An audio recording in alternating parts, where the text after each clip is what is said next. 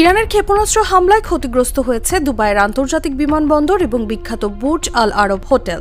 দুবাইয়ের media office জানিয়েছে বিমানবন্দরে 4 জন আহত হয়েছেন। এক্স প্ল্যাটফর্মে তারা জানায় দুবাই আন্তর্জাতিক বিমানবন্দরে সামান্য ক্ষতি হয়েছে, যা দ্রুত নিয়ন্ত্রণে আনা হয়েছে। পরে তারা নিশ্চিত করেছে একটি ড্রোনও ধ্বংস করা হয়েছে এবং এর ধ্বংসাবশেষ বুর্জ আল আরব হোটেলের বাইরের অংশে সামান্য আগুনের সৃষ্টি করেছে। দুবাই মধ্যপ্রাচ্যের সবচেয়ে বড় পর্যটন ও বাণিজ্য কেন্দ্র এবং এর বিমানবন্দর বিশ্বের ব্যস্ততম ভ্রমণ কেন্দ্রগুলোর মধ্যে একটি।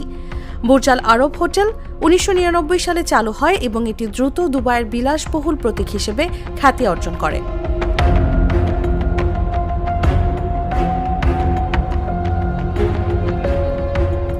শনিবার শহরের কৃত্রিম পাম জুমেইরা দ্বীপে আরেকটি হোটেলের কাছেও আগুনের ঘটনা ঘটে।